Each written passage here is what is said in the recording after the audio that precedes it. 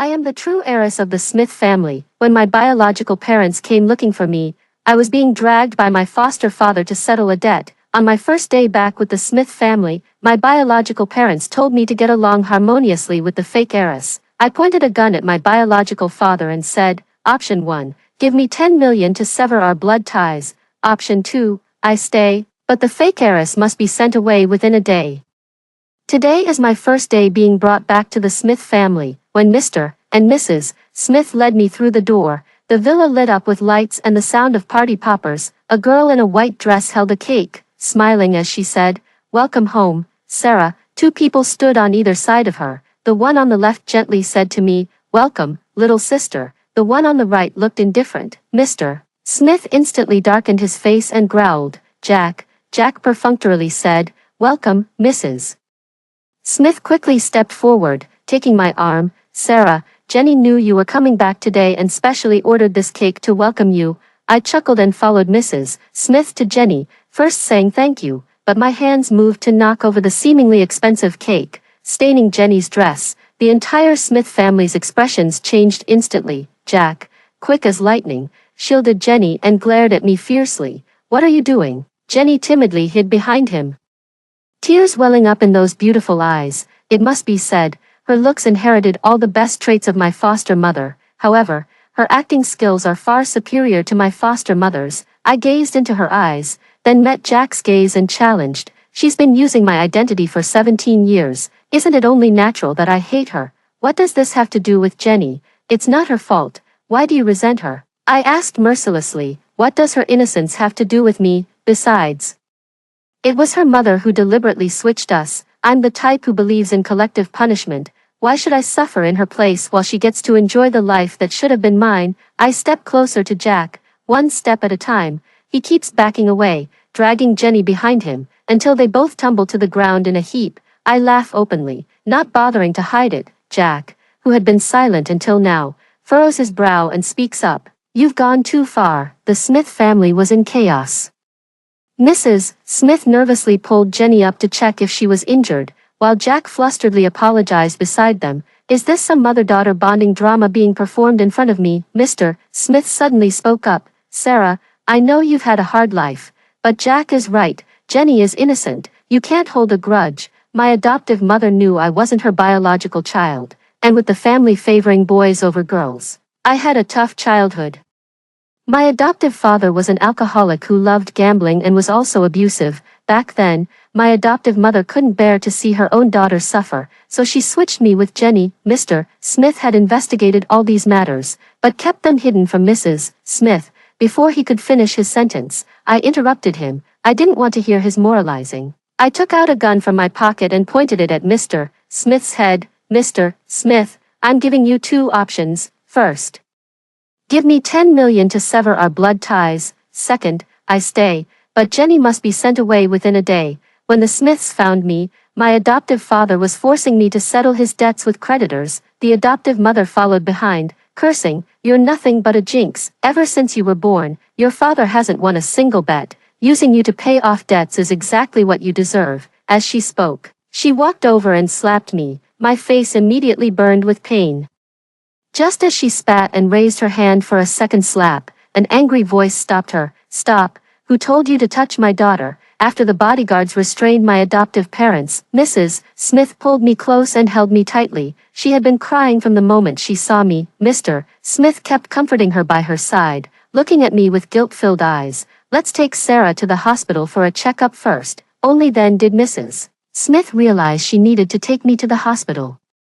After arriving at the hospital, the doctor examined me and concluded that I had a mild concussion and needed to stay for observation. Mrs. Smith sobbed. It's all our fault for coming late. That's why you got hurt. She smelled lovely, but the sudden intimacy from a stranger made me uncomfortable. I turned my face away, pulled my hand free, and spoke bluntly. I want to rest. Please leave. Mrs. Smith was about to say something more when Mr. Smith stopped her. Sarah, you should rest now. We'll come see you again tomorrow. With that, he pulled her out the door. As Mrs. Smith left, my gaze remained fixed on the 2 strands of hair she was tightly clutching in her hand. You quietly pulled it off when you were holding me tightly just now. It hurt my scalp a little when you pulled. but I had to pretend not to feel it, a bit cunning, but not too much. A week later, the Smiths came to take me back to the Smith family. Over the past week, the two of them visited frequently, with Mrs. Smith practically wanting to stay at the hospital to keep me company. On the way back, Mrs. Smith told me about the Smith family, two older brothers and an older sister. I tilted my head and looked at her. Older sister, Mrs. Smith nodded awkwardly. Your sister's name is Jenny, Jenny, TSK, what a lovely name. I couldn't help but curl the corners of my mouth into a smile. Mrs. Smith thought I didn't mind the matter and continued enthusiastically telling me about the Smith family.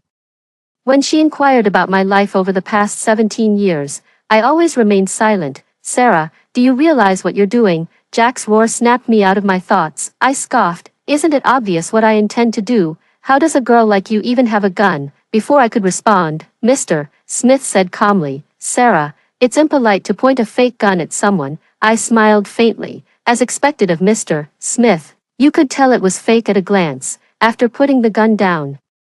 I continued speaking, I'm still a minor, so you still have a duty to support me. These 10 million should be compensation for the suffering I've endured over the past 17 years. That's not too much to ask, is it? After all, the suffering I endured was on behalf of the young lady of the Smith family. Mr. Smith's gaze remained fixed on me. Sarah, in your heart, are we just a business transaction? Do you really believe we would always favor Jenny? I shrugged, making it clear to him that as long as Jenny was present, I wouldn't stay. Jack wanted to say something, but Mr. Smith stopped him. I told Mr. Smith the address of the small apartment I rented, asked him to give me an answer once he made his decision, and then walked out of the Smith family's gate, seeing that I insisted on leaving.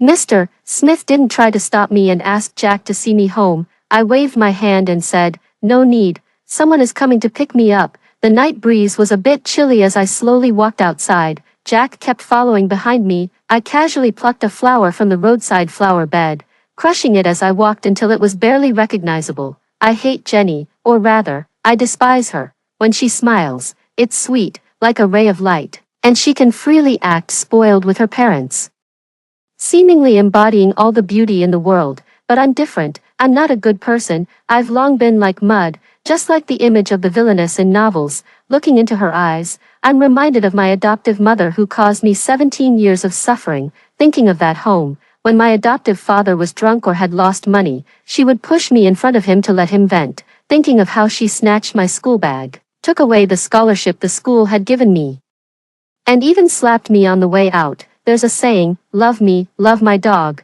but hatred can also be collective. Sarah, where are you going? Just as I stepped out of the villa compound gate, I heard a familiar voice. I looked up and saw someone leaning against a motorcycle, staring at me impassively. I quickly walked forward, revealing my first genuine smile of the day. Sister Lisa, what brings you here? She shoved the helmet at me. Here to take you home.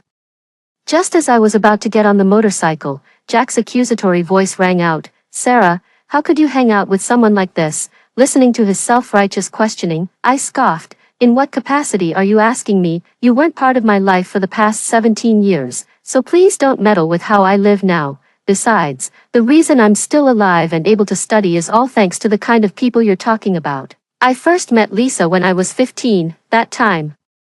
My adoptive father had lost a lot of money playing mahjong and ran into me on his way home, just as I was getting out of school. He was so angry that he started punching and kicking me on the street. Just when I thought I was going to be beaten to death, Lisa appeared and rescued me from my foster father, taking me home. She was like a ray of light, illuminating the darkness in my life. Get in the car, got it. I put on my helmet, got on the back of Lisa's bike, and we sped off. As for what Jack thought, that wasn't even within my realm of consideration. The next afternoon, Mr. Smith knocked on the door of the small apartment. The apartment was so small that Mr. Smith had no place to step when he first entered. At that time, I had just finished giving Cece a bath. Cece is a kitten I found in a roadside trash can. We're quite alike. After all, nobody loves or wants either of us. Now it's quite similar too. It has me, and I have Lisa. Cece is terrified of baths and always ends up soaking my clothes. After changing my clothes, I came out and sat nearby drying Cece's fur while waiting for Mr. Smith to speak. He just sat awkwardly on the red stool I gave him, unsure where to place his hands. I glanced at him, This wealthy man probably found the bench a bit uncomfortable for his backside. After a moment of silence, Mr. Smith carefully began. How old is this cat? CC is over a year old, Mr.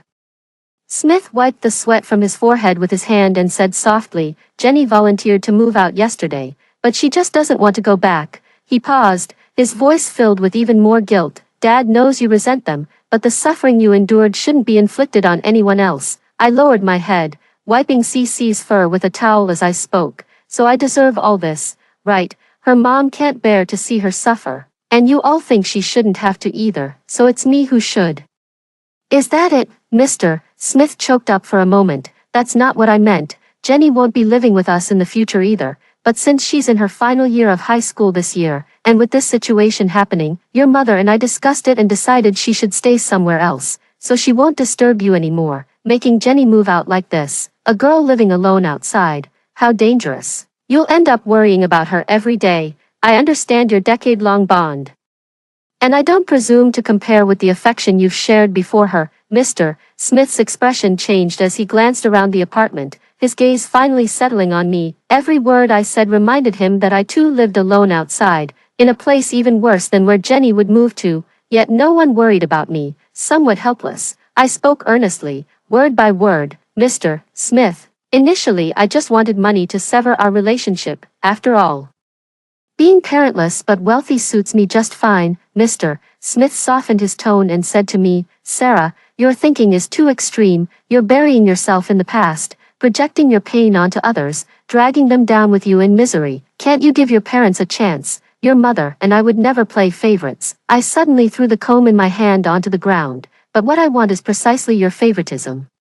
I've suffered for 17 years while she's lived in luxury all that time. Why should I be the one to tolerate her? The sound of the comb hitting the floor was loud enough to startle Mr. Smith and frighten CC. CC kept burrowing into my arms. I took a deep breath, rubbed CC's head, and tried to calm myself down. All that grand reasoning you just spouted makes it sound like I deserve to be beaten, scolded, starved, and denied an education. If that's the case, then we have nothing left to say. Mr. Smith quickly waved his hand and said, No, that's not what I meant.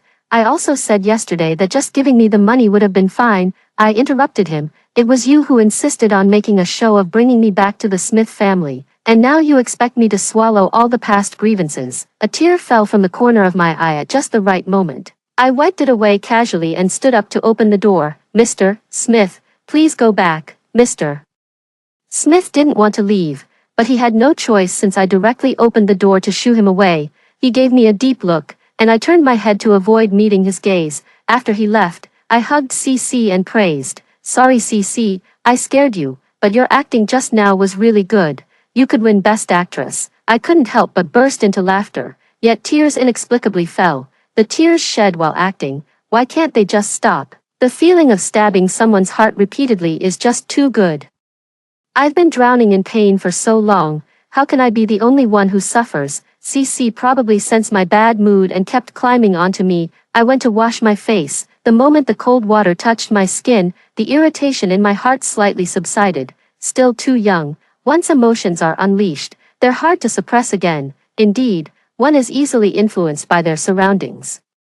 Growing up in such a family, it's inevitable to pick up that temper. This feeling became even more pronounced when I came into contact with my adoptive family. After thinking for a while, I simply took a cold shower, unexpected yet somehow inevitable. I developed a fever. Illness strikes like a landslide. I used to never get sick for several years. Now I fall ill multiple times a year, headache and dizziness. Feeling weak all over, my throat feels like it's on fire, dry and sore.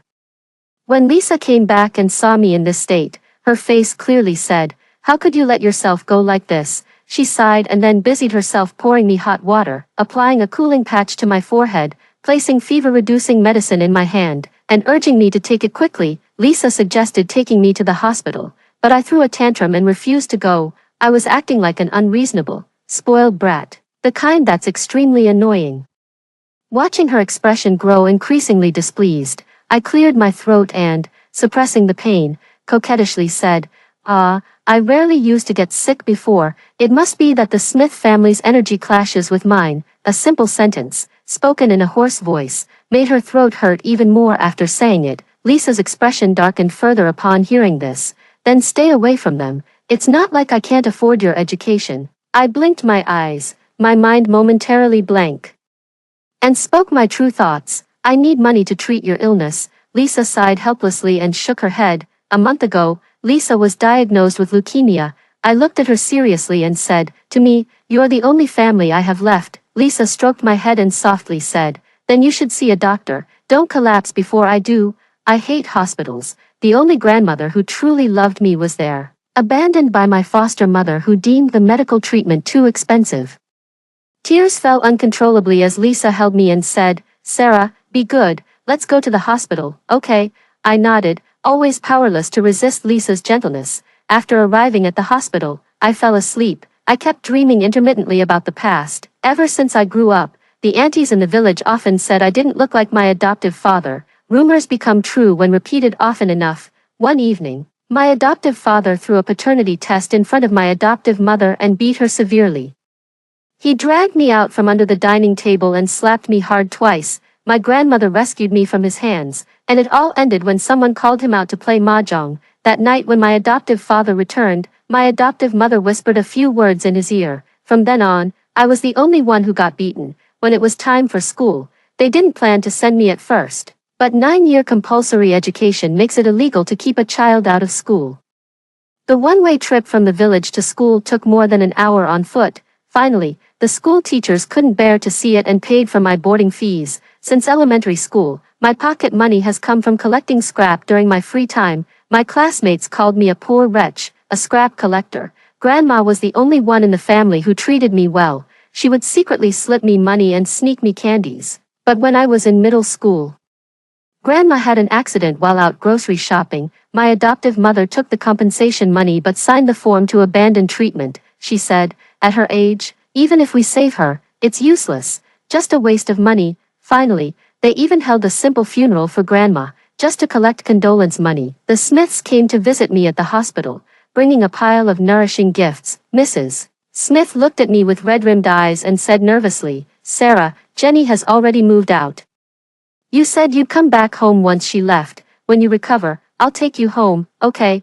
I nodded. She seemed to let out a sigh of relief and started peeling an apple for me. After being discharged from the hospital, I moved in with the Smith family. Mrs. Smith enthusiastically showed me around the room she had specially prepared for me. As the door opened, it was indeed decorated in that soft, pink style, but I'm not picky, as long as the room doesn't smell musty, to my surprise. Besides the furniture, there were also things for kittens in the room. Mrs. Smith asked me expectantly, do you like it? I nodded and sincerely said thank you. That same day, Mr. Smith offered to take me to change to a new name, symbolizing a fresh start. I declined. Jack was very displeased with me for kicking Jenny out of the house, but they couldn't do anything to me, so they just glared at me every day. Jack went on a business trip and hasn't been seen yet. During dinner, the Smiths kept putting food on my plate. Looking at the mountain of food piled up before me, I resigned myself to slowly finishing it all. After all, between going hungry and overeating, I prefer the latter. On the second day of living with the Smith family, Mrs. Smith took me to get a dress tailored, saying she was preparing to host a banquet. In the evening, Jack came back and brought me a gift. Just as we sat down for dinner, Jack's phone rang. Wild guess, Jenny, sure enough. Within 2 minutes of answering the call, he stood up nervously. What? How could you be so careless? Wait, I'm coming over right now. Hearing this, Mrs. Smith quickly stood up as well and asked, Jack, what's wrong? Jack said with a nervous expression, Mom, Jenny fell down the stairs. What? Mrs. Smith looked flustered. How could she have fallen down the stairs? After saying that, she tried to walk toward the door, but when her gaze landed on me, she froze completely. Jack glanced over in confusion and noticed Mrs. Smith checking my expression, already displeased with me. His feelings now escalated to outright anger. How could you be so cruel? Jenny has lived here for 17 years, and now you've driven her out. What more do you want, Jack? Watch your words. Mr. Smith, who had been silent until now, suddenly raised his voice. Jack looked at Mr. Smith disapprovingly. Dad, you might abandon Jenny for a daughter you just found, but I won't. With that, He shot me a fierce glare and stormed off without looking back. Mrs. Smith gave me an awkward glance. Clearly torn, I pretended not to know and picked up my bowl and chopsticks to eat. Mrs. Smith finally said she was worried about Jack and followed him out. During the meal, Mr. Smith still kept putting food on my plate. Only this time, besides him, there was also Jack. Jenny was hospitalized with a fracture. I looked at the photos she specifically sent me. There was Jack pouring water for her.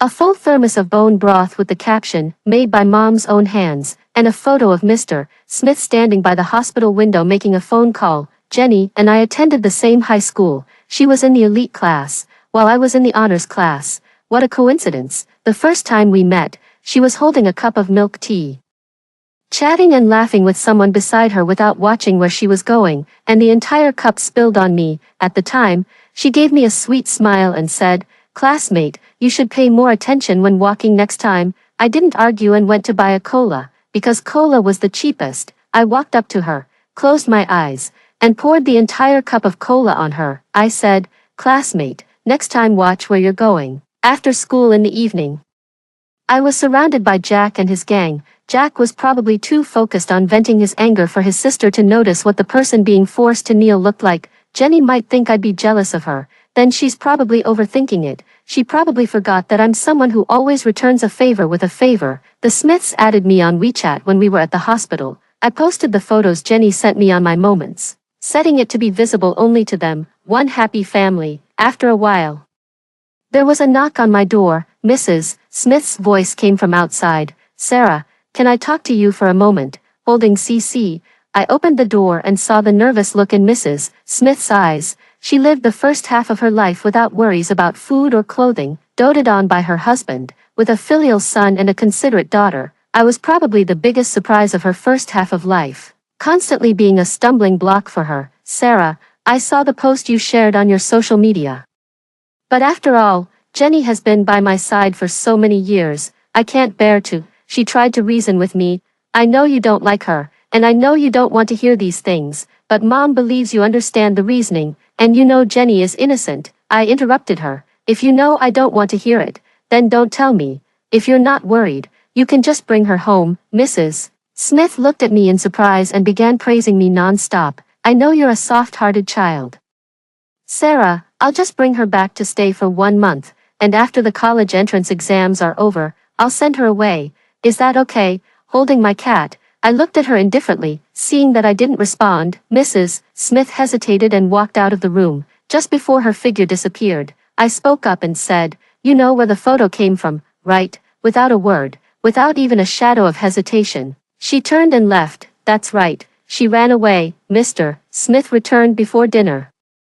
He said, "Sarah, let's talk." I frowned slightly. Why does this family love having talks so much? Enough already. I followed him into the study and curiously glanced around. On the wall behind the desk hung a family portrait of 5. It was exactly the same as the caption I posted in my afternoon social media update. Mr. Smith didn't beat around the bush. He directly asked me, "How did you meet Jenny?" I spilled Coke on her at school." Mr. Smith frowned, seemingly dissatisfied with this answer. "Because of a trivial matter, Jenny had people bully me." This didn't quite match his impression of her. After a long silence, I was almost falling asleep when he finally spoke. "I will investigate this matter thoroughly and give you an explanation." I smiled faintly. "An explanation for me, Mr. Smith? That's completely unnecessary." The findings from the investigation shattered his impression of Jenny, and he demanded evidence. "She just wants to prove that the daughter she raised for 17 years isn't such a malicious person. There must be a reason she treated me this way. After all, she knows it was me who left that letter at the door, scheming to bring back the Smith family's biological daughter, while keeping the kind and caring daughter she raised by her side. She probably even knows why I returned to the Smith family in the first place. The good and the bad can be seen at a glance." But his next apology took me by surprise. Seeing he had nothing more to say, I stood up and left the room. Just as I stepped out of the study, I heard Mrs. Smith's nervous instructions, "Jenny, be careful, don't fall again." The Smith family truly lives up to their reputation as a wealthy household. The soundproofing is exceptionally good. As I stood on the second floor looking down, Mrs. Smith and Jack were nervously supporting Jenny, whose right leg was in a cast. No wonder I hadn't seen Mrs. Smith all afternoon. She must have gone to pick someone up. Why is Jenny here? Just as I was getting engrossed, Mr. Smith came out of the study and asked. I glanced back at him. His expression didn't look too good. Strange, the person downstairs looked up upon hearing and saw me standing with arms crossed, suddenly showing a hint of guilt on their face. Mrs. Smith quickly looked at me as if seeking help, speaking in a flattering tone. Sarah said I could bring Jenny back to stay for a while. Mr. Smith gave me a puzzled look upon hearing this. I shrugged my shoulders and spoke with complete composure. Yes, I had her brought back. I'm kind-hearted and can't bear to see a mother and daughter separated, but I won't wrong myself either. She comes back, I leave. It's as simple as that. Beside me, Mr. Smith wore an expression that clearly said, I knew it would be like this, downstairs. Jack's expression immediately changed as he roared at me. Sarah, I thought you changed for the better.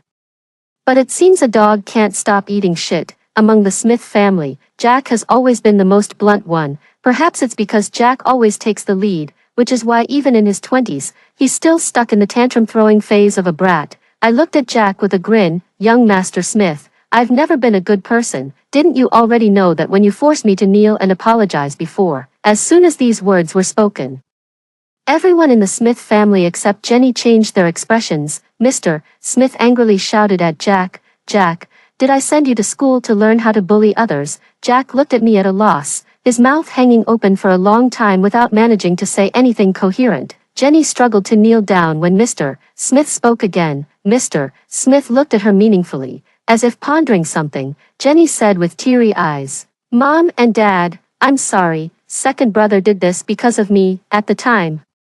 Sarah poured cola on me, and I couldn't hold back my anger, so I told second brother, and that's why he did this. It's not second brother's fault, it's all my fault. Jack quickly comforted her. No, you're not wrong. As an older brother, it's my duty to stand up for my sister when she's bullied. I just didn't expect. I stood by, watching the drama unfold without any intention of intervening. Yes.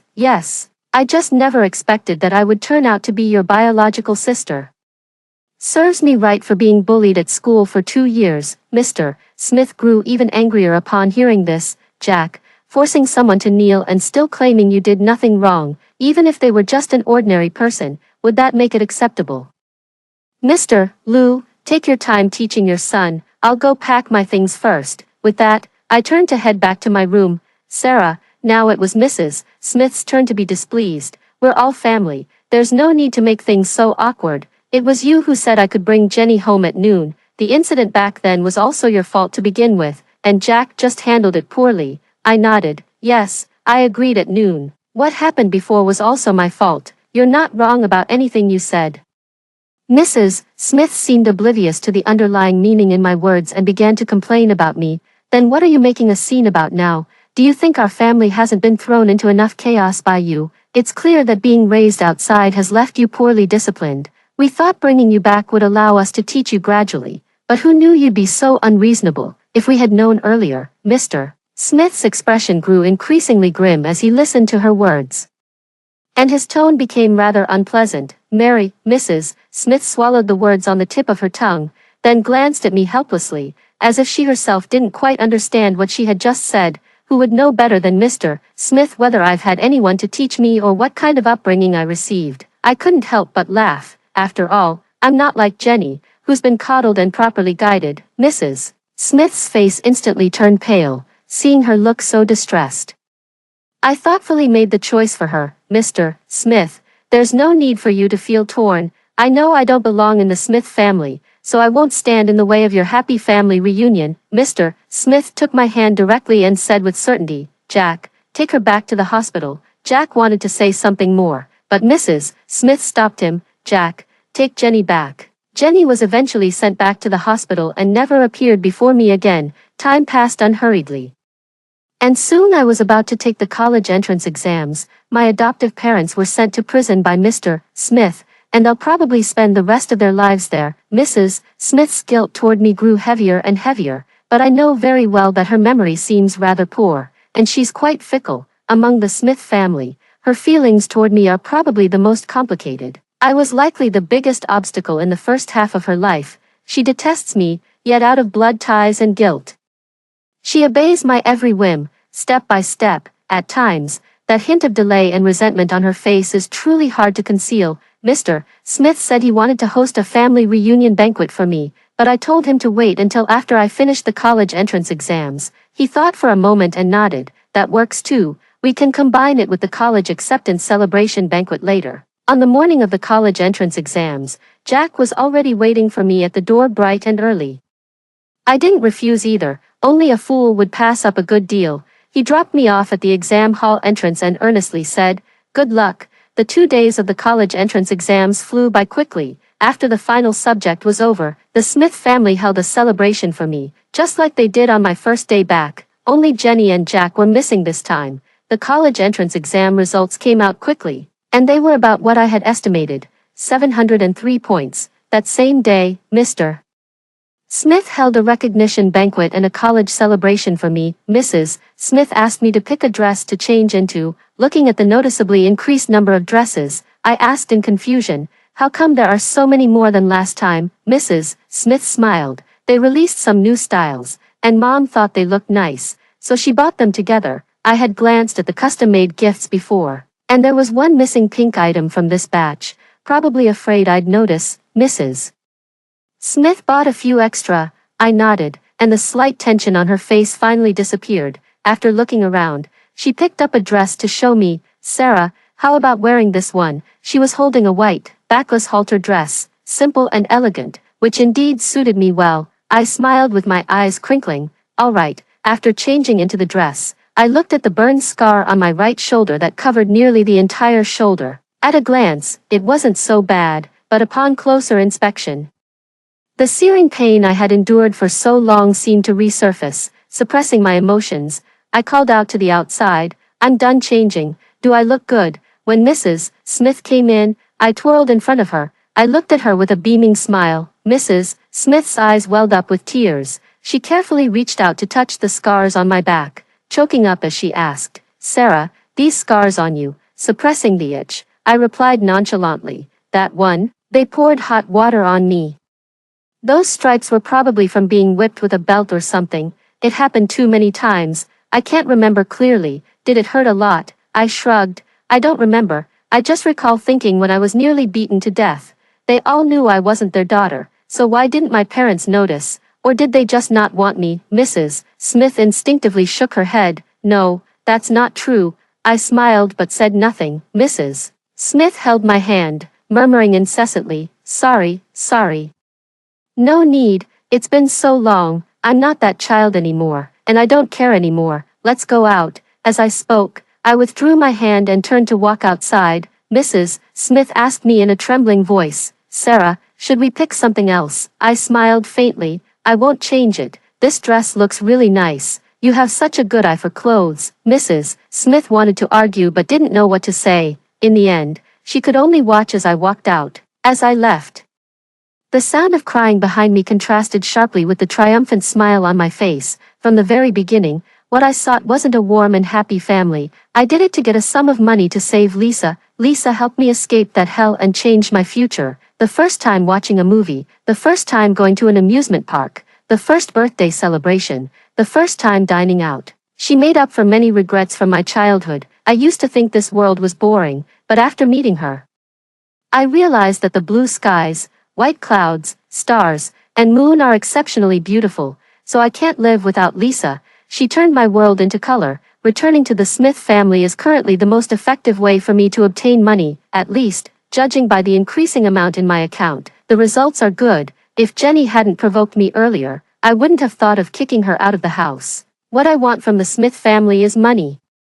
Not to compete for favor with a daughter who has been in this family for 17 years. What I want is the guilt of the Smith family, to make them feel remorse every time they see me. When I compared my painful experiences to how well Jenny had lived those 17 years, I was overwhelmed by guilt, which gradually eroded my feelings for Jenny. I wanted them to sink into misery with me. My heart had long been abnormal. Mrs. Smith once pitied Jenny for falling down the stairs, so I made sure she saw more vividly the suffering I endured in Jenny's place over those 17 years. At the banquet, I made a slow entrance under everyone's gaze, as Mr. and Mrs. Smith introduced me to the attendees. Mr. Smith casually mentioned my college entrance exam results. All the guests congratulated them on finding their biological daughter, who also had such excellent grades, but their eyes would inevitably glance at the scars on my body. Jack arrived and, from the moment I appeared, he couldn't take his eyes off the scars on my body, his face filled with disbelief. Jenny also came. She hasn't moved out of the Smith family's household register, so nominally she's still the eldest daughter of the Smith family. Seeing Mr. Smith's attitude toward me, very few people tried to cozy up to her at the banquet. I glanced at her pink gown and gave Mrs. Smith a meaningful look. Mr. Smith paid special attention to me, personally introducing me to everyone in a round of introductions. Finally, when it was over, Jack came to my side. He asked me to dance the first dance with him. I glanced at Jenny standing beside Mrs. Smith and agreed with a smile. Jack smiled and pulled me onto the dance floor. Out of the corner of my eye, I saw Jenny try to take Mrs. Smith's hand, only for her to sidestep and avoid it. A week after the banquet, Jenny surprisingly sent me a message asking to meet. The meeting place was another villa prepared for her by the Smith family, no more than 500 meters from the Smith estate. The villa was clearly meticulously prepared, resembling a castle fit for a princess. She specifically introduced to me, "This is the graduation gift my parents prepared for me this year. I didn't expect it to be given to me early because of your appearance." I nodded indifferently. "Say whatever you have to say quickly, I still need to go back and watch TV." She stared at me gloomily. "Sarah, my life has ultimately been ruined by you." I scoffed. "Ruined by me? Have you no shame?" She ignored my sarcasm and continued, "What did you say to Mom that day? Although she's been very kind to me now, she avoids me whenever I get close. Dad and Big Brother are the same. They hardly come to see me anymore. Even Second Brother has been mysteriously avoiding me these past few days." I responded with a perfunctory, "Oh, she probably thinks I'm blind." Every time Jack prepares gifts, he always prepares 2 sets, but perhaps afraid I might feel uncomfortable. The 2 gifts are different. Seeing that she couldn't provoke me, Jenny continued, "Do you think you can replace my 17 years in the Smith family just like that, in their hearts?" "I will always be the most beloved daughter," I replied dismissively. "Is that all you can say? Everything you have now was originally mine. Even the name Jenny belongs to me." My words instantly set Jenny off, and she yelled at me, "Sarah, it's not my fault. You being switched at birth was just your bad luck. It's your own resentment that's ruining our family's once happy life. Why are you sticking to me like a plaster? I've been trying to get rid of you for 2 years. The moment I saw you at school, I knew your presence would ruin me, so I had people drive you away.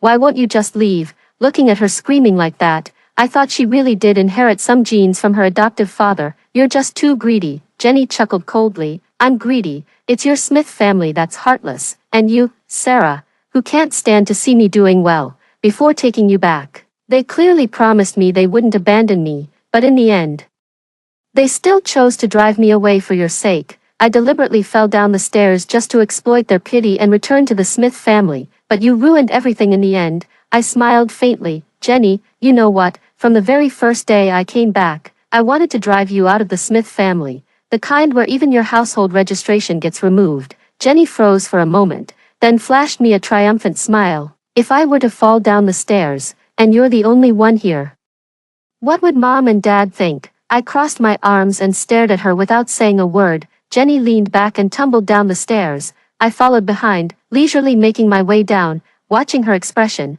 both pained and triumphant. Then I took out my phone and handed it to her. The waveform of the recording was still fluctuating on the screen. I smiled at her. "You see, I have this habit of recording conversations, especially when dealing with people who have ill intentions." Jenny's pupils dilated as she reached out to grab my phone, but I held her back with one hand. She watched as I saved the recording, created a group chat with several members of the Smith family, and sent the recording out. The moment I pressed send, Jenny's expression turned even grimmer. I waved my phone. "Thanks for giving me a hand," I said. "The Smiths will probably come to save you. I'll be going now." With that, I turned and went downstairs without noticing Jenny's increasingly venomous gaze. "Sarah, drop dead." I had just stepped down one stair when Jenny's voice came from behind me. The moment she finished speaking, I felt a force push me down the stairs. Ah! As I landed, there was a crisp snap from my right foot. I was certain it had broken. The Smiths pushed the door open just as I hit the ground. Mr. Smith immediately came to my side and dialed 120. Mrs. Smith looked at me, then turned to Jenny, her face filled with unspoken words, seeing Mrs. Smith's expression. I already knew what she wanted to say. Before I could speak, Mr. Smith said to Mrs. Smith and Jenny, "Our Smith family does not have such a malicious daughter." His words left Mrs. Smith utterly speechless, cutting off all the unspoken words she had held back. She glanced at me twice more, her face filled with guilt, yet within that guilt, I caught a glimpse of something else, expectation. What was she expecting? That I would speak up and plead for Jenny. I turned my head, avoiding eye contact with her. Truth be told, among all of us, Mrs. Smith was the most greedy one. She wanted both daughters, but how could such perfect outcomes exist in this world? In the end, Mr. Smith took me to the hospital, while Mrs. Smith stayed by Jenny's side. During the time I was hospitalized with a fracture, Jack came every day. He didn't say much, just sat there watching me. Mrs. Smith never showed up, and I didn't really care. They say it takes 100 days to recover from a bone injury. By the time the doctor approved my discharge, it was already time to report to Tsinghua and Peking University. On the second day of my return to the Smith family, I packed my things and left for school. After I left, Mrs. Smith started texting and calling me every day again. I ignored all of them. Lisa underwent a bone marrow transplant just before the end of my first semester in college. The surgery was a success. After that, I never thought about leaving the Smith family because I wasn't the one who should feel guilty. Why should I be the one to leave? On my 20th birthday, I received a grand gift, 10% of the Smith family's shares and some real estate properties. I have no feelings for the Smith family, but money can move me, in this life. Having Lisa as my only family is enough. Others mean less to me than money. After hearing the first story above, what are your thoughts? Feel free to share your opinions in the comments section. Next, there is another similar story. Let's continue to see. On my 10th birthday, the nanny Aunt Zhang drunkenly hugged me and said I was her daughter. I pretended not to hear. I continued living a lavish life under my parents' doting care. I got my first apartment at 10, my first company at 15.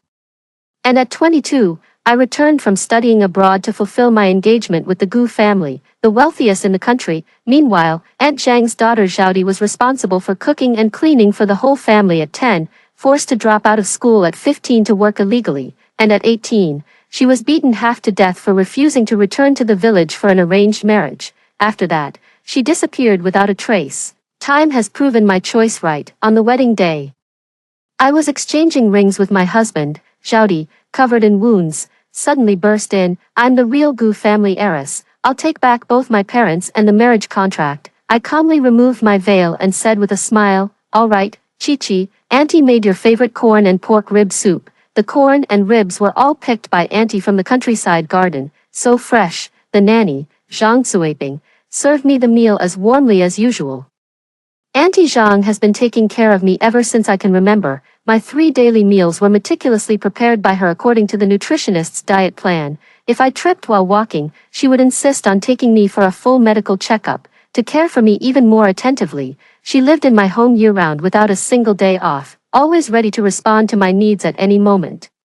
My parents once said that Aunt Zhang took care of me with more care than one would give to a national treasure. Of course, since I'm her biological daughter, she definitely puts in the effort. I sat down to eat as usual, ignoring the expectation on her face, and nodded indifferently. "It's okay." A flicker of disappointment flashed in Zhang Suiping's eyes, but then she eagerly pushed a plate of fried chicken toward me, Chi-Chi's favorite. "Eat more." A girl stood by the kitchen door, her eyes filled with longing as she stared at the food on the table. Pale and emaciated, dressed in rags, she clung to the doorway, swallowing hard from hunger. "That was my mother's biological daughter." Zhang Suiping named her Zhang Xiaodi. Noticing my gaze, Zhang Suiping said softly, "Did she scare you? Chi-Chi, don't be afraid. Auntie will chase her away."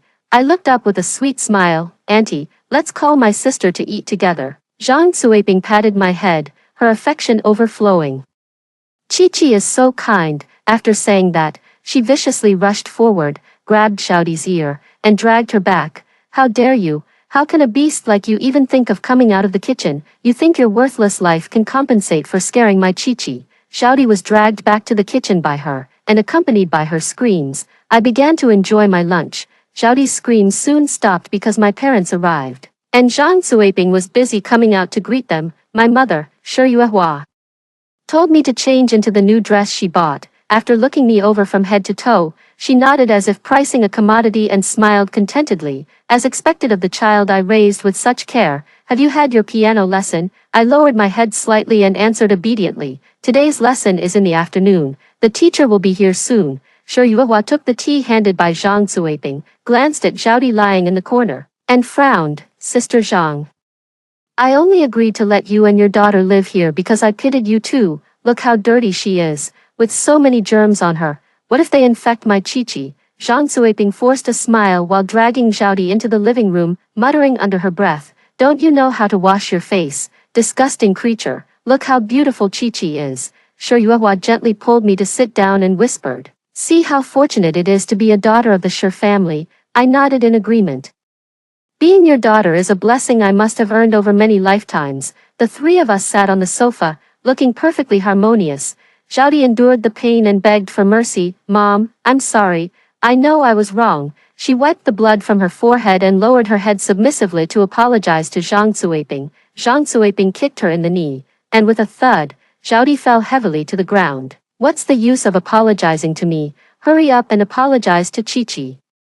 Zhao knelt and shuffled to the feet of me and my mother, timidly speaking, Sir, Madam, Miss, I'm sorry, my father, Zhao Xingyuan, was so anxious that he quickly helped her up. Zuiping, how can you hit a child like this? Hurry, uncle will take you to apply some medicine. Zhang Zuiping snorted coldly, this girl is just a worthless wretch. She won't learn without a beating every day, not like our Chi-Chi, born with the fate of a princess. My mother, displeased with my father's concern for Zhao, coughed lightly, husband, is a nanny's child really worth you personally applying medicine? This, Zhao is the same age as our Chi-Chi, I just felt sorry for her, Zhao Xingyuan explained, but even as he spoke, his hand subconsciously let go of Zhao. Shi Yuehua toyed with her freshly done manicure, and after a long pause, she leisurely stood up. Forget it. With that, her stiletto heel stepped directly onto Zhao's palm. But Zhao didn't dare to cry out in pain. Her already thin and bony hand instantly turned red, likely fractured. Zhang Zuiping acted as if she didn't see Zhao's injury. With a face full of smiles, she walked up to me and said, Chi-Chi, piano class is about to start. We should go to class now. I glanced expressionlessly at Zhao, who was covering her palm and crying, and said, have her checked and come to the classroom to accompany me in practicing after applying medicine. After today's lesson, Shi Yuehua and Zhao Xingyuan actually came to inspect. Your birthday banquet is in 3 days. Play something for me to hear.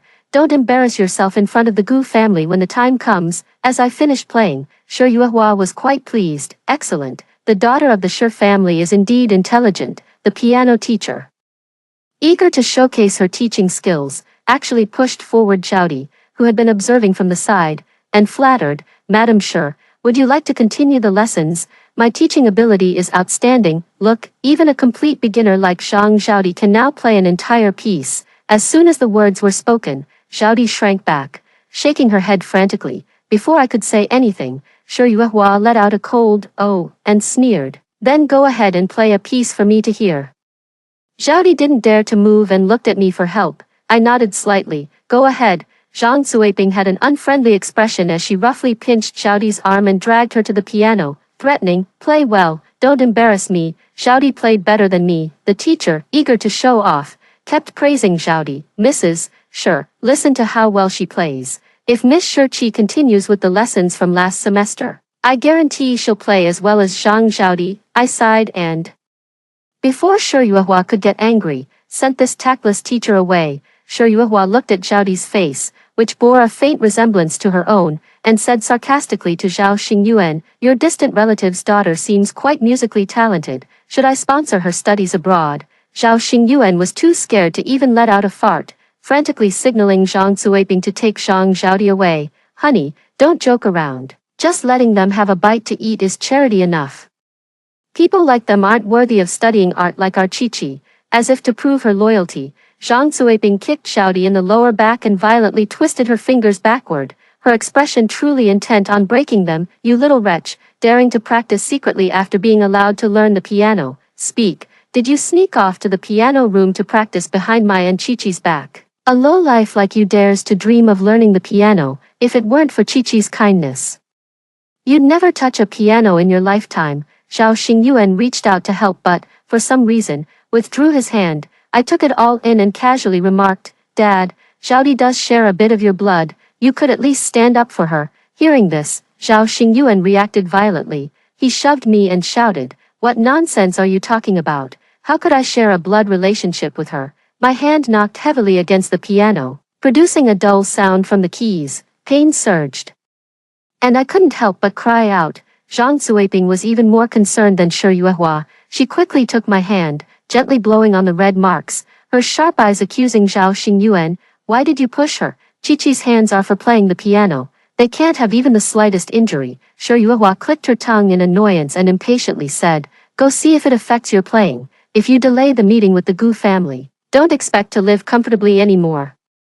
On the day of the birthday banquet, Zhang Suiping was bustling around, personally tasting every dish before it could be served in the front hall. Even if a bow on the chair was tied crookedly, she would throw a tantrum at the service staff. This is my Chi-Chi's 18th birthday banquet, her coming-of-age ceremony, you lowlifes from the bottom of society. If it weren't for the chance to work as waitstaff here, you'd never in your lives get to see such a high-class party. I walked out in my evening gown, with Xiaodi, dirty-faced and dressed in rags, following behind me to hold up the train of my dress. Zhang Suiping kept exclaiming, Chi-Chi looks so beautiful, marrying into the Gu family will be their good fortune for generations to come. Suddenly, she noticed Xiaodi following behind me and her expression changed instantly. She immediately yelled at her, How dare your filthy hands touch Chi-Chi's dress? Let go now, don't make me chop your hands off. Xiaodi released her grip and mumbled, Mom, today is my birthday too. Before she could finish, Zhang Suiping slapped her across the face. You worthless wretch still want to celebrate your birthday, be grateful if you can find some leftovers in the kitchen. The evening birthday party went smoothly, and the Gu family was very pleased with my performance, especially my fiancé Gu Yi, whose eyes were practically glued to me. He announced on the spot that once I returned from studying abroad, we would hold our wedding. Shi Yuehua was very satisfied, as this meant the collaboration between the Shi and Gu families could continue. That same night, Shi Yuehua quickly finalized my study abroad plan and summoned Zhang Suiping and her daughter, giving them a week to leave the Shi household. Shi Yuehua looked down her nose and tossed out a check. This is your payment for 18 years of serving my daughter. Take the money and leave immediately. Zhang Suiping was unwilling to accept this. She bit her lip and glanced at Zhao Xingyuan before pleading in a low voice, Madam, I've taken care of Chi-Chi for so long, why not let me go abroad with her? Chi-Chi won't be used to life without me. I chuckled lightly, Auntie Zhang, don't flatter yourself, you're just a servant, people like you are a dime a dozen, I can always hire more if I pay enough. Zhang Suiping hadn't expected me to say such things, her eyes instantly reddened, her face full of grievance, Chi-Chi.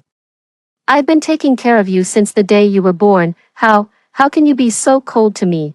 Xiaodi cautiously touched Zhang Suiping's hand, Mom, you still have me, get away. Zhang Suiping didn't accept Xiaodi's kindness, pushing her aside. How can you compare to Chi-Chi? Chi-Chi is, as if realizing she had said the wrong thing. Her angry outburst abruptly stopped, her fingers clenched and then relaxed. After calming herself, she picked up the check, her voice full of reluctance, Chi-Chi.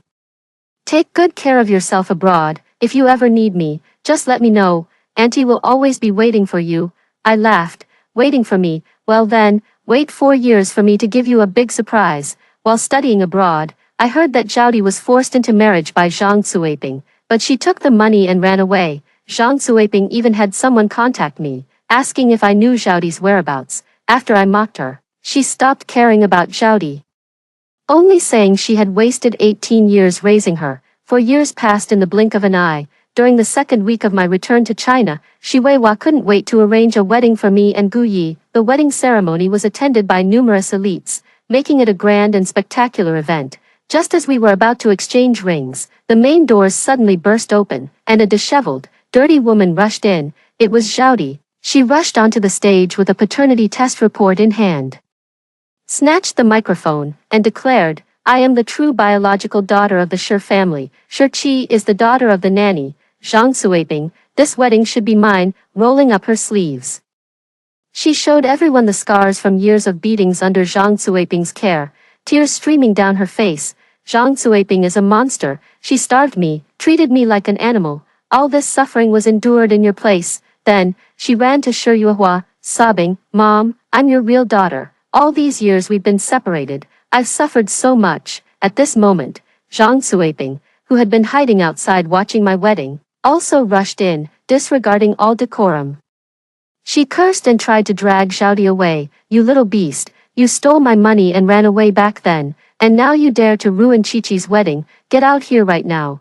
Xiaodi's heart-wrenching sobs sent the entire venue into an uproar. What? How could the nanny's daughter be the Shi family's daughter? The Shi family has invested so much in Shi Qi, raising her by their side since childhood. How could they just disown her so easily? I took off my veil.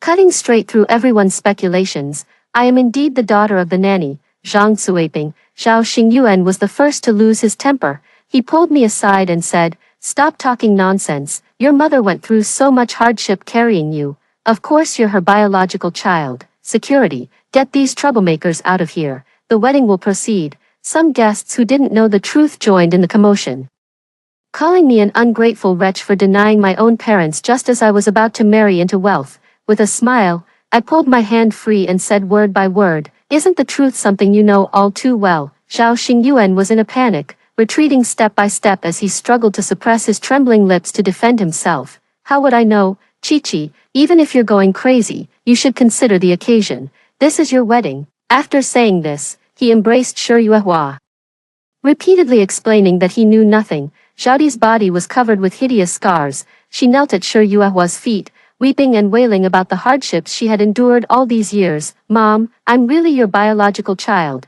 You must stand up for me. Shi Yuehua frowned as she helped Xiaodi up, carefully examining the paternity test report before shifting her gaze to me. You knew all along. Then why didn't you say anything? Why didn't you tell me? Zhang Cuiping couldn't hold back her temper seeing me being scolded. She immediately shielded me behind her and started arguing with Shi Yuehua. Straighten up your attitude. Chi-Chi is now Mrs. Gu. She could crush your Shi family with just a snap of her fingers. Being able to raise my daughter was your good fortune. Now that everything is clear, let's take this opportunity to swap the daughters back. It's finally my turn to be the wealthy mother-in-law. The pampered Shi Yuehua was no match for Zhang Cuiping. Scolded into silence, she could only clutch her chest, gasping for breath. The originally quiet venue descended into chaos once again, with a cacophony of curses and shouts filling the air. Looks decent but has such a wicked heart. Disgusting. Bad genes will always produce rotten seeds. Like father like son. How dare such people try to climb the Gu family's social ladder? Zhang Cuiping paid no attention to the voices. She pulled Guyi closer and spoke rapidly. Come on, hurry up and exchange rings. From now on, I'll be your mother. Guyi flung his hand, nearly sending Zhang Cuiping tumbling off the stage. You must give our family an explanation. Zhao Xingyuan quickly stepped forward and pulled Zhang Cuiping away, pointing at her nose and scolding her shamelessly. Sister Zhang, our family has treated you well, out of consideration for your past service in our household. I'll assume you're here today because you're broke and acting crazy. As long as you explain clearly that all this is your fabrication, I won't hold you accountable. Otherwise, I won't let you off the hook. Zhao Xingyuan's eyes were filled with malice. He resented Zhang Cuiping and Zhang Xiaodi's sudden appearance for disrupting his plans. Zhang Cuiping's eyes flashed with determination. After a moment of hesitation, she shouted resolutely, I'm not lying. Shi Qi is my own flesh and blood. For so many years, I've taken meticulous care of Chi-Chi, to look after her. I even neglected my own daughter. I've devoted my entire life to your Shi family. Thankfully, heaven has blessed me. It turns out the child I've been caring for all along was my own biological daughter. How dare you stand in the way of a mother reuniting with her daughter? Zhang Cuiping began recounting the abuse she suffered in the Shi family. I worked year-round without a break, personally attending to Chi-Chi. But Shi Yuehua was jealous of how close Chi-Chi was to me. She would constantly find fault with me. Venting her anger on me wasn't enough. She even beat Xiaodi. Xiaodi, I didn't mean to hit you, but if I didn't, that bitch Shi Yuehua wouldn't have let you live. I know you hate me, but I truly cared for you with all my heart. It's all that vile woman Shi Yuehua. She's the one who destroyed us all. Everyone present gasped in shock. Is Shi Yuehua really that kind of person? A prominent female entrepreneur, capable of such child abuse. Someone in the crowd finally hit the nail on the head. saying, shouldn't the focus of everyone's criticism be Shurchi? Didn't she already know the truth? Then, everyone's anger shifted direction. What a venomous heart, occupying someone else's place for over 20 years, and now shamelessly trying to marry into the Gu family. Shameless. Living the life of a wealthy young lady while the real heiress suffered abuse and beatings. She should be reported to the police and arrested. Zhao shrank back, mustering up the courage to say, Shurchi deliberately enjoyed watching me suffer. She often bullied others with her power. The food I got was already stale, and she would often force me to eat spoiled leftovers. You, Shurchi, are a wicked person who will never have a good life again. You took the money to study abroad, while I had to hide and wash dishes for others. You owe me, and you must pay me back.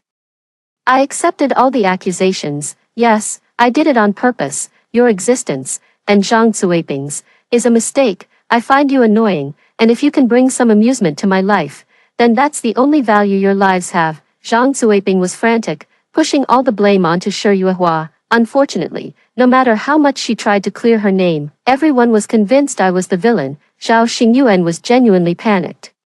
He tied up Zhang Zuiping's arms behind her back and tried to drag her out, but I didn't give him the chance.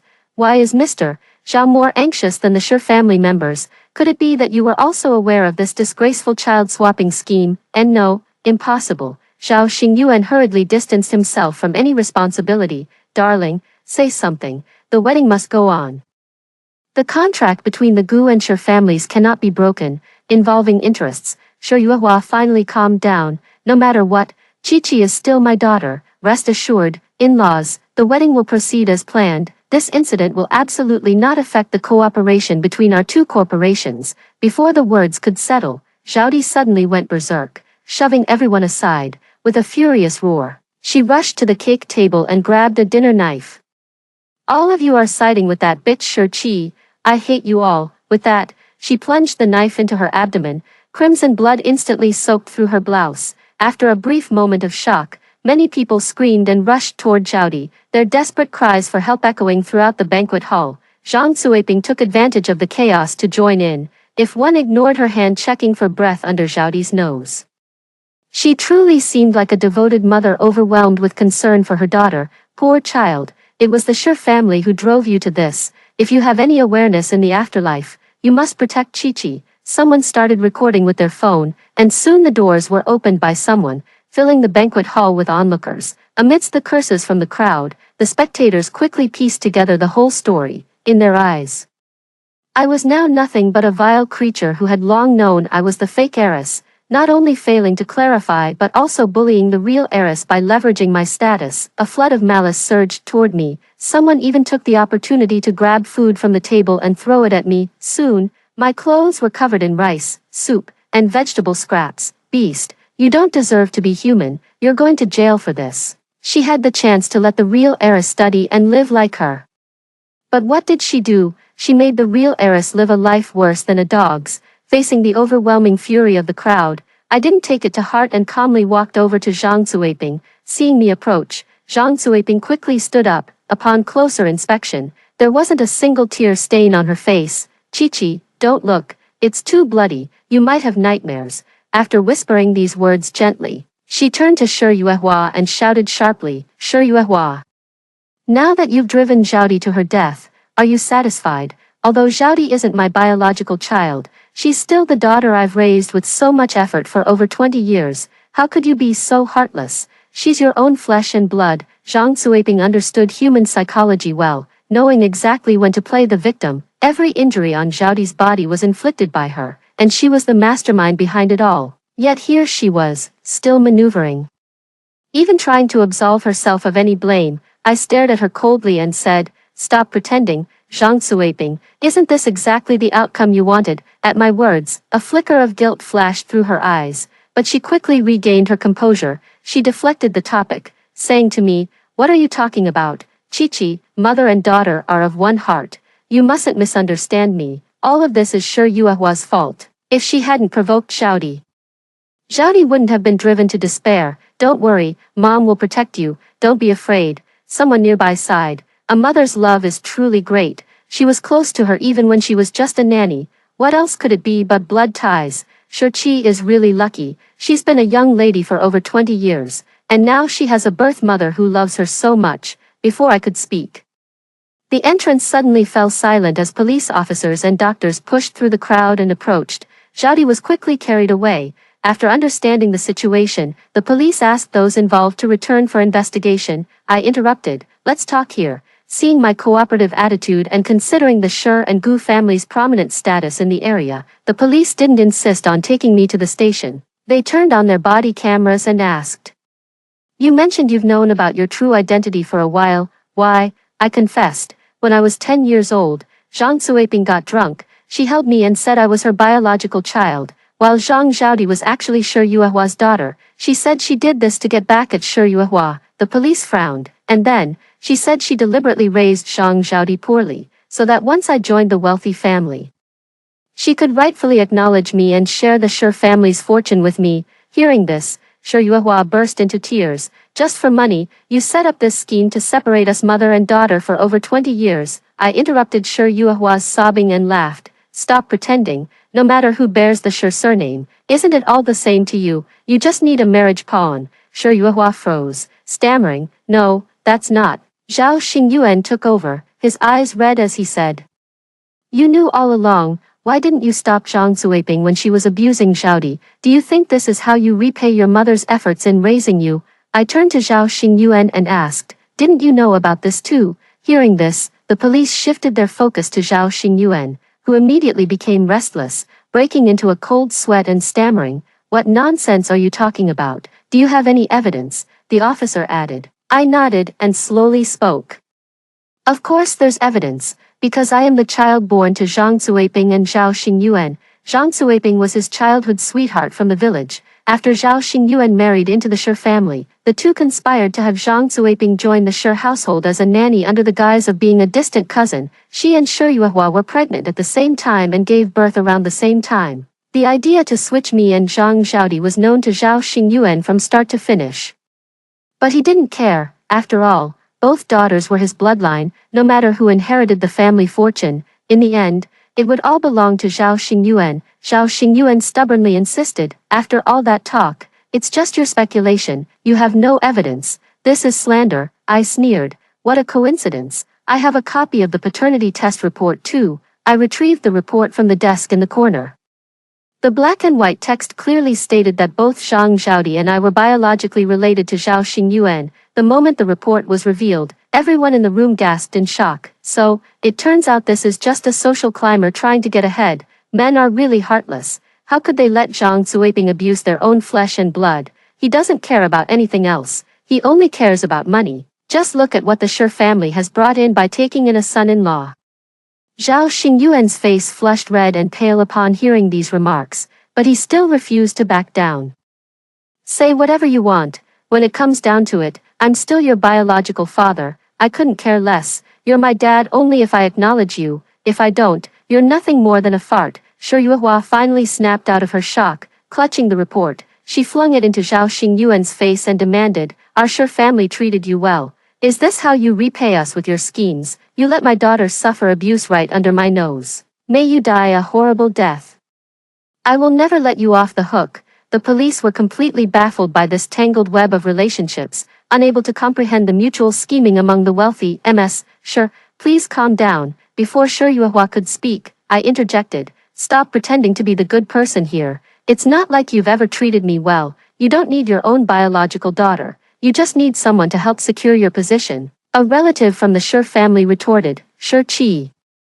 You can't say that. Without the Shi family, you'd be nothing. Do you think the money you've spent all these years, living luxuriously, studying abroad, seeing the world, just fell from the sky?" I scoffed. "You seem quite envious. Why don't you take my place in today's arranged marriage?" As the commotion began to rise again, and not wanting to cause more trouble for the police, I raised my voice and continued. Shi Yuehua said I was closer to the nanny.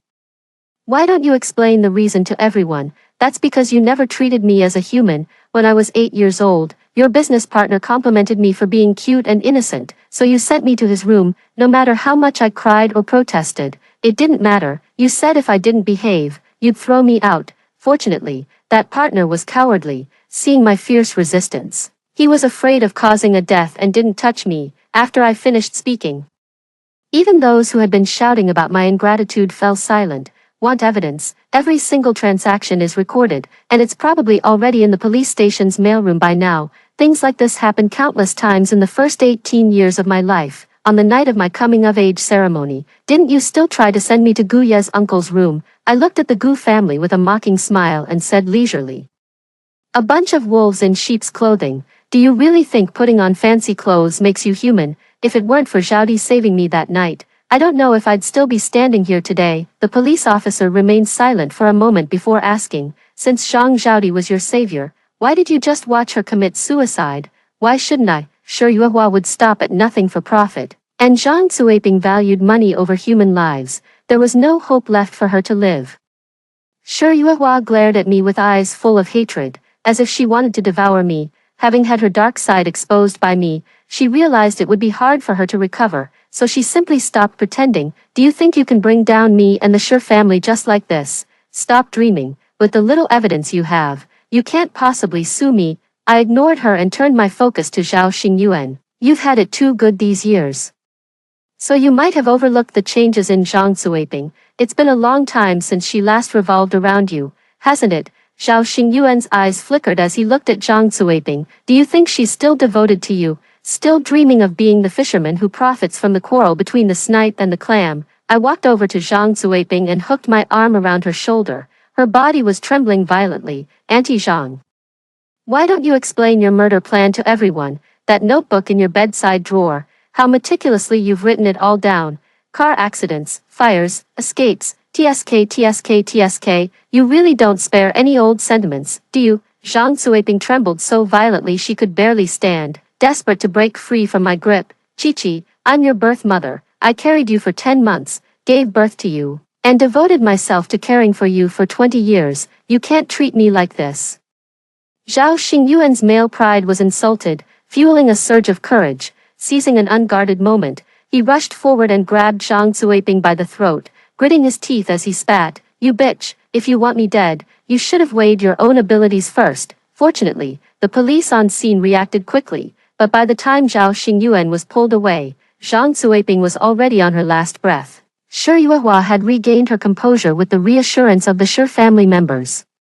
She summoned the commanding presence she used in business negotiations and addressed the police officers present. Everyone, my lawyer will be here shortly. Until then, I refuse to accept any accusations. I clapped my hands lightly, signaling everyone to listen to the sirens outside. Hear that? That's the police I called. Shi Yuehua, your retribution has only just begun. The sound of the sirens grew louder and closer before abruptly stopping. Another wave of economic crime investigators arrived. Ms. Shi Yuehua, you are suspected of multiple economic crimes. Please come with us. Shi Yuehua's face, which had just shown a smile, froze again. She shouted in disbelief. I haven't committed any crimes. You can't arrest me without evidence. One of the officers nodded at me in greeting. When Shi Yuehua saw this, she finally understood. Shi Qi, it's you. You've never been involved with the company. I don't believe you could have found any evidence. I handed the most crucial piece of surveillance evidence to the police, feeling a slight relief from the tension. The problem is your company's background checks were too lax. Zhaodi worked as a cleaner in the group for 4 years, and you didn't even know. The restrained Zhao Xingyuan suddenly looked up, his eyes filled with disbelief. Impossible. She was already beaten and had her legs broken by Zuiping. She was supposed to die out there. Over there, Zhang Zuiping, who had just caught her breath, was equally shocked. That bitch. They're all bitches. If only I had known, I should have beaten her to death back then. If the Shi family is gone, how can I still be a wealthy lady? Her expression grew increasingly frenzied, her hair already disheveled, as she muttered to herself, No, I'm still a wealthy lady. My daughter is the Gu family's daughter-in-law. I'm a noble mother-in-law. The police officer was the most clear-headed. He retorted, So today was all an act between you and Zhang Zhaodi. I took a deep breath and said, Yes. We've been planning for over 20 years, just for this moment. Zhaodi wasn't actually hurt. She had several blood bags tied around her waist. Making her act like that was just to get her away from the scene. It was too chaotic, and I was afraid she might really get hurt. The police officer sighed and patted my shoulder, comforting me. You've been through a lot. the economic crime unit was methodically clearing the scene. Members of the Shi and Gu families had already been handcuffed, and Shi Yuehua finally lowered her head at last. I couldn't help but smile. It's really great, everything is almost over. Just as I was about to leave with the police, Zhao Xingyuan's furious roar suddenly erupted from behind. Shi Qi, if you won't let me live, then you won't live either. The moment I turned around, someone suddenly tackled me to the ground. The sound of a knife piercing flesh reached my ears, but the expected pain never came. No, Shi Qi can't die. I still have to be a rich wife. Zhang Suiping lay on my back, coughing up blood as she gasped. My daughter is a wealthy young lady. I'm the mother-in-law of a rich family. Everything happened too fast. By the time I processed it, Zhao Xingyuan had already been disarmed and handcuffed, yet he continued to struggle and shout in futile defiance. Zhang Suiping had already stopped breathing. I was taken away for investigation. By the time everything was clarified and I left the police station, it was already past midnight. Gazing at the moon in the sky, I fell into deep confusion. Zhang Suiping had been very kind to me, but that couldn't erase the fact that she had abused Xiaodi.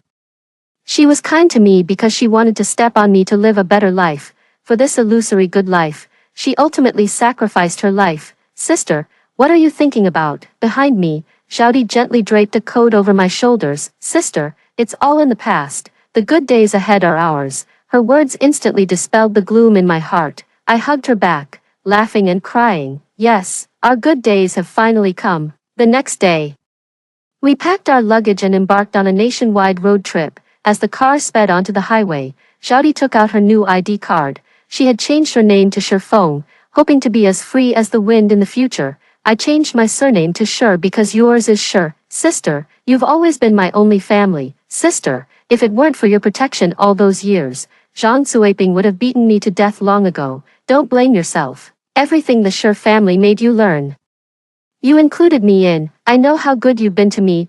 We are each other's shadows. 3 months later, we received new news from an old acquaintance at the border of our homeland. Shi Yuehua was convicted of multiple economic crimes with solid evidence and sentenced to 20 years in prison. The rest of the Shi family couldn't escape either, and their once mighty conglomerate collapsed overnight. Zhao Xingyuan was convicted of intentional homicide, along with his shady dealings with Shi Yuehua, and was directly sentenced to death with a 2-year reprieve. After everything was settled, I sent Shifeng to my alma mater to fulfill her dream of attending university. Meanwhile, I used my savings to open a Chinese restaurant near the school gate, occasionally helping out students who were working part-time to support their studies. Wherever Feng is, that's our home. After hearing the 2 stories above, what are your thoughts? Feel free to share your opinions in the comments section. Looking forward to hearing from you. If you liked this story, don't forget to like it, share it, and subscribe to my channel. See you next time.